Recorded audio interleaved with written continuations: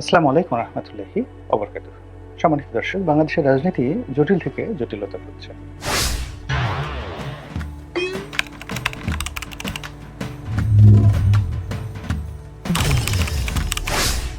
এবং এতটা জটিল হয়ে পড়েছে যে এটার কোনো পলিটিক্যাল সমাধান আমার কাছে এই মুহূর্তে আছে বলে মনে হচ্ছে না। যথাসময়ে একটা নির্বাচন হবে, সেই নির্বাচনটা সুষ্ঠু হবে, নিরপেক্ষ হবে এবং জনগণ দল বেঁধে মনের আনন্দে, বিজয়ের আনন্দে তার পছন্দের প্রার্থীকে ভোট দেবে। এইরকম অবস্থা বাংলার কোনো জনপদে নেই। প্রায় সব জায়গাতেই বিএনপির একাধিক প্রার্থী আছেন এবং থাকবে এবং এটি ক্রমশ বাড়তে থাকবে এবং প্রতিটি নির্বাচনী এলাকাতে ঠিক 2024 সালে আওয়ামী লীগের যে দুরবস্থা হয়েছিল, যে নিজেদের প্রার্থীর মধ্যে রক্তক্ষয়ী সংঘর্ষ, এবং সেই সংঘর্ষ শেখ হাসিনা নিজের হাতে বন্ধ করার চেষ্টা করেছেন এবং তার সমস্ত প্রশাসন মিলিটারি পাওয়ার দিয়ে তারপরেও তিনি বলতে গেলে 99.99% ব্যর্থ হয়েছেন এবং আওয়ামী লীগকে সর্বনাশ করে দিয়েছে 2014 সনের এই একতরফা আমির নির্বাচন। একইভাবে বর্তমান যে পরিস্থিতি, সেখানে প্রশাসনের উপর বিএনপির কোনো কমান্ড নেই এবং দলের প্রতিও বিএনপির যে ওইরকম কমান্ড আছে যে তার কথা মতো সমস্ত স্বতন্ত্র প্রার্থীরা উইথড্র করবে, এরকম মনে হচ্ছে না। ফলে প্রতিটি ক্ষেত্রেই 2জন 3জন 4জন 5জন করে শক্তিশালী প্রার্থী দাঁড়িয়ে যাবে এবং তারা মরে যাবে, একে অপরের জন্য জীবন দেবে, মানে প্রতিপক্ষের জন্য জীবন দেবে, কিন্তু নির্বাচনে মাঠ ছাড়বে না। এটি মারাত্মক প্রতিক্রিয়া তৈরি করবে বিএনপি নামক দলটির অস্তিত্বে। 2 নম্বর হলো এই যে বিএনপির যে অন্তর্ঘাত বা তাদের যে শক্তিমত্তা বা তাদের জনপ্রিয়তা, হোয়াট এভার মেবি, আপনি যা কিছুই বলেন না কেন, প্রতিটা এলাকাতে তারা যে আধিপত্য বিস্তার করে আছে, ভোটের ময়দানে এই আধিপত্যকে চ্যালেঞ্জ করার মতো কোনো রাজনৈতিক বিকল্প শক্তি এই মুহূর্তে নেই। জামাত এই মুহূর্তে জনপ্রিয়তা অর্জন করার চেষ্টা করছে, তারা সাংগঠনিকভাবে তৎপরতা দেখাচ্ছে, কিন্তু এটা তৃণমূলে নয়। এমনকি ডক্টর শফিকুর রহমান, জামাতের আমির, তিনি যদি মিরপুরের যে সিটটিতে দাঁড়াবেন, ধরেন একটা সিটটিতে তিনি দাঁড়াবেন, এখন সেই সিটে যদি ডিপজল প্রার্থী হয় কিংবা ইলিয়াস মোল্লার যে ভাই তিনি প্রার্থী হন কিংবা এস এ খালেক সাহেবের ছেলে সাজু, মানে মিরপুরতে যে কয়টি সিট আছে ওনারাই সাধারণত প্রার্থী হন, এস এ খালেকের পরিবার আর মোল্লা পরিবার। তো মোল্লা পরিবার মানে এখলাসউদ্দিন মোল্লা, ইলিয়াস মোল্লার বড় ভাই। এখলাসউদ্দিন মোল্লা বিএনপি করেন, আবার ইলিয়াস মোল্লা আওয়ামী লীগ করেন। তো মোল্লা পরিবার, এর বাইরে সেখানে সেই ডিপজল আছেন, চলচ্চিত্রের যে নায়ক ভিলেন, তিনি ওখানে যথেষ্ট শক্তিশালী, একসময় কমিশনার ছিলেন।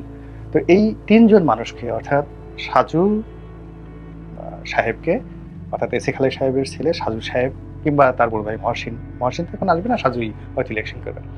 তো সাজু সাহেবকে, এখলাসউদ্দিন মোল্লাকে বা ডিপজলকে নির্বাচনের ময়দানে জামাত শত চেষ্টা করে মিরপুরের মতো জায়গাতে তারা দাঁড়াতেই পারবে না। ধানমন্ডির কথা চিন্তা করেন, সেখানে অন্তত 5জন প্রার্থী আছে বিএনপি, ধানমন্ডিতে 5জন প্রার্থী আছে এবং এদের অর্থবিত্ত ক্ষমতা সবকিছু আছে। মতিঝিলের কথা চিন্তা করেন, কোথায়, মানে ব্যাপার হলো এমনি আপনি জনপ্রিয়তা দেখাচ্ছেন, অনেক লোক আপনার আসছে, বাইতুল মাকরমে বড় বড় মিটিং হচ্ছে, কিন্তু নির্বাচনের ময়দানটা সম্পূর্ণ আলাদা। যখনই নির্বাচনের ময়দানটা যাকে বলে প্রতিযোগিতা শুরু হয়ে যাবে, পুরো জিনিসটাই বিএনপির নিয়ন্ত্রণে চলে যাবে এবং সেই যে নিয়ন্ত্রণে চলে যাবে, মাঠে কোনো প্রতিদ্বন্দ্বী নেই, এটি বিএনপির জন্য মারাত্মক বিপর্যয় হয়ে পড়বে, আইন শৃঙ্খলার জন্য মারাত্মক বিপর্যয় হয়ে পড়বে। নির্বাচন পূর্ববর্তী সময় এবং নির্বাচন পরবর্তী সময়ে কয়জন বাঁচে, কয়জন টিকে এবং কি পরিস্থিতি হয়, এটা নোবডি নোজ। 1। 2 নম্বর হলো যে নির্বাচন পূর্ববর্তী সময় এখন প্রতিদিনই পরিস্থিতি অবনতি হচ্ছে, আইন শৃঙ্খলা, শিক্ষা প্রতিষ্ঠানগুলোতে অস্থিরতা, অর্থনীতি একেবারে খুবই খারাপ অবস্থা। তারপর রাজনৈতিক দলগুলোর মধ্যে বন্ধুত্ব বন্ধন এটি গড়ছে না, বরং যাকে বলা হয় একুল ভাঙছে, অকুল মানে আর গড়ছে না, শুধু ভাঙছে আর ভাঙছে, বিশ্বাস, ভালোবাসা সবকিছু।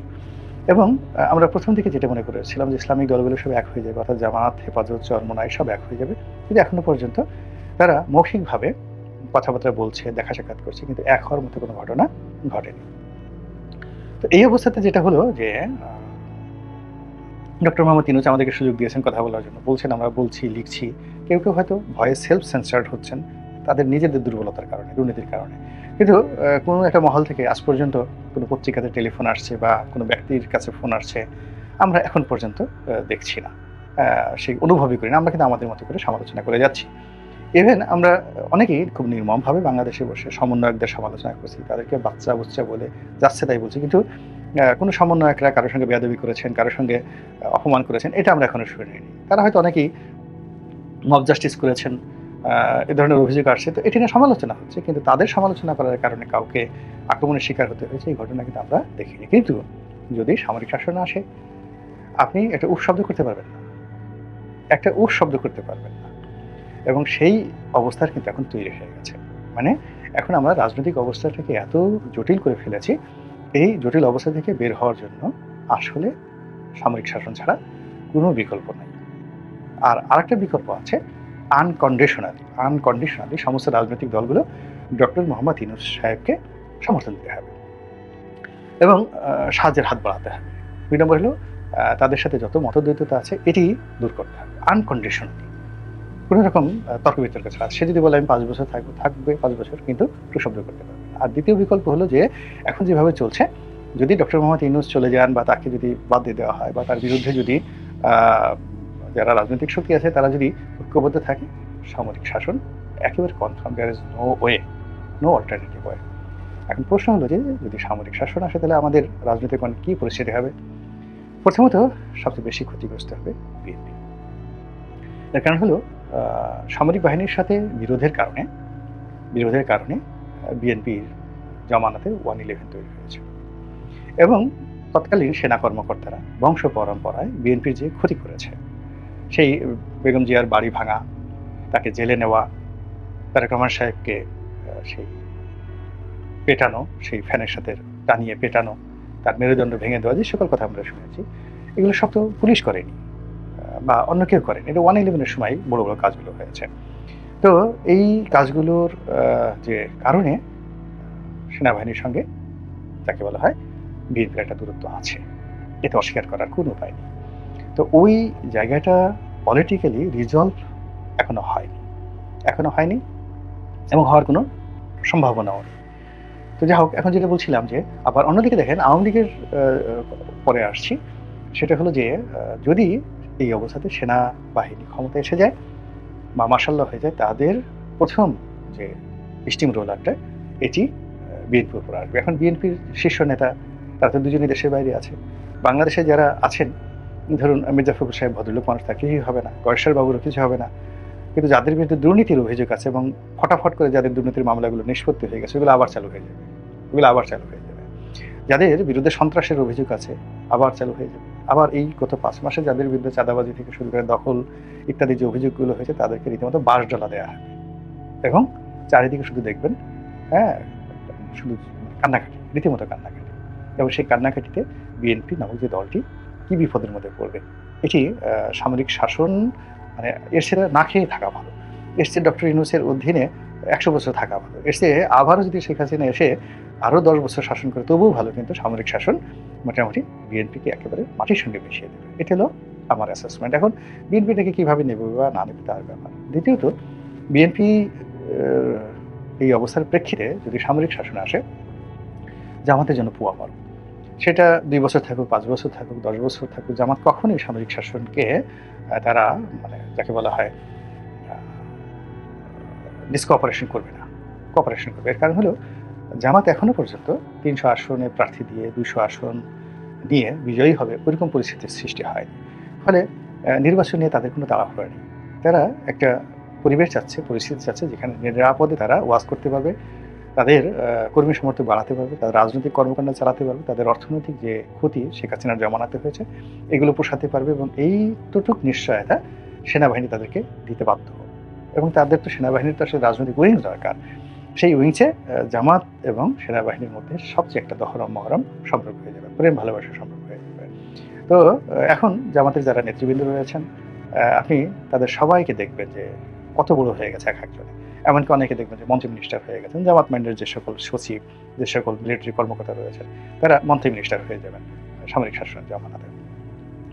আর আর্মির শাসন আমল হলে যাকে বলা হয় রীতিমতো ঈদের আমেজ শুরু হয়ে যাবে আওয়ামী লীগের মধ্যে। এর কারণ হলো আওয়ামী লীগ যে কাজটি করেছে সেটা হলো এখন তারা এই যে সেনাবাহিনীর কিছু কর্মকর্তাকে গালি দিচ্ছে, কিন্তু সেনাবাহিনীর যে মূল চেইন অফ কমান্ড থেকে শুরু করে তাদের যে রিক্রুটমেন্টগুলো, যেটা অত ডিটেলস বললাম না, অনেক কর্মকর্তা থেকে শুরু করে পুরো সামরিক বাহিনীকে আওয়ামী লীগ যে সুযোগ দিয়েছে, সুবিধা দিয়েছে, পুরো ক্যান্টনমেন্টগুলোকে আধুনিকায়ন করার জন্য যা কিছু করেছে, সেটি সাবেক যে সেনাপ্রধান ছিলেন, সেই যে তিনি তখন বোধহয় লেফটেন্যান্ট জেনারেল ছিলেন, যেটাকে সিজিএস বলা হয়, এরকম পদে বা কোনো একটা পদে ছিলেন। তার একটা সাক্ষাৎকার দেখেছিলাম।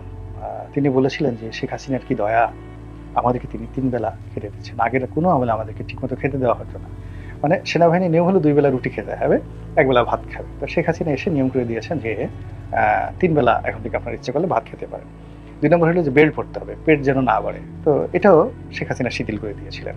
তাদেরকে দামি দামি গাড়ি দিয়েছেন, এয়ার কন্ডিশন করা গাড়ি। আগে সামরিক বাহিনীর জন্য শুধু মিলিটারি জিপ ছিল। আপনি এরশাদ জামানাতে দেখবেন যে তাদের জন্য কোনো আলাদা জিপ বরাদ্দ ছিল না, সমস্ত জিপগুলোই ছিল, এগুলোকে বলা হয় মিলিটারি ভেহিকেল, মিলিটারি ইকুইপমেন্ট। তো ওইগুলোর সাসপেনশন খুব হার্ড থাকে এবং ওখানে বসে থাকলে ওই এখন যেমন গদির উপর বসে মাজায় একটা অবস্থা থাকে, ওরকম না, মিলিটারি খুব হার্ড জিপ, অনেকটা ডিফেন্ডার টাইপের, ল্যান্ড ক্রুজার, আগে যে মিলিটারি যে গাড়িগুলো যে এখনো দেখবেন সেগুলো আছে, তো ওইগুলি ব্যবহার করতে হতো একেবারে টপ টুলো সবাইকে। কিন্তু এখন আপনি গিয়ে দেখবেন তাদের বিএমডব্লিউ থেকে শুরু করে সমস্ত দামি দামি গাড়ি তাদেরকে দেওয়া হচ্ছে, এবং এটি তাদের পোশাক আশাক থেকে শুরু করে তাদের শরীরে, তাদের পরিবারে এই জৌলুসের ছোঁয়া লেগেছে। এবং তাদেরকে প্রচুর ব্যবসায়িক সুযোগ সুবিধা দেওয়া হয়েছে, বড় বড় পদ পদবিতে বসানো হয়েছে, এবং ক্যান্টনমেন্টের বাইরে এনে যত লুক্রেটিভ পোস্টগুলো রয়েছে, যেমন রাজকীয় যদি একটা ভালো পদ থাকে, সিটি কর্পোরেশনের ভালো পদ, ঢাকা মেডিকেল তাকে থেকে শুরু করে পিজি, সব জায়গার অ্যাডমিনিস্ট্রেটিভ পদগুলো কিন্তু সেনাবাহিনীকে দেওয়া হয়েছে। ফলে আওয়ামী লীগ সম্পর্কে সেনাবাহিনীতে নেতিবাচক যেটা প্রচার করা হোক না কেন, তার বাইরে কিন্তু অনেক ইতিবাচক জিনিস রয়েছে। এটা আপনাকে বুঝতে হবে। 2 নম্বর হলো তারা কিন্তু সম্পর্ক নষ্ট করে যায়নি। তাদেরকে একটা সম্পর্কের মধ্যে আমরা প্রচার করছি এখন এটা ওইটা, এটা কিন্তু this is not the fact. তারা একটা সম্পর্কের ভিত্তিতে, সমঝোতার ভিত্তিতেই কিন্তু আওয়ামী লীগ এবং তাদের অনেক সিনিয়র নেতৃবৃন্দ রয়েছেন, তারা নিরাপদে আছেন এবং থাকতে পেরেছেন। কাজেই যখন সামরিক শাসন আসবে, তাদের মধ্যে একটা ঈদের আমেজ শুরু হয়ে যাবে। কাজেই যারা খুব বেশি আনন্দ প্রকাশ করছেন, লম্ফঝম্প করছেন, গণতান্ত্রিক নির্বাচনের কথা চিন্তা করছেন, বা যারা খুবই চিন্তা ভাবনা করছে যে আগামীতে তারা দ্রুত ক্ষমতায় চলে আসবেন, বা অনেকে যারা বলছেন যে ঠিক আছে অলক্ষণে আর্মি আসুক, মিলিটারি শাসন আসুক, 111 আসুক, ডোন্ট কেয়ার, তাদের জন্য কি পরিণতি অপেক্ষা করছে তা একটু বলার চেষ্টা করলাম। আল্লাহ আমাদের সবাইকে হিদায়াত দান করুন এবং হেফাজত করুন। আসসালামু আলাইকুম ওয়া রাহমাতুল্লাহি ওয়া বারাকাতুহু।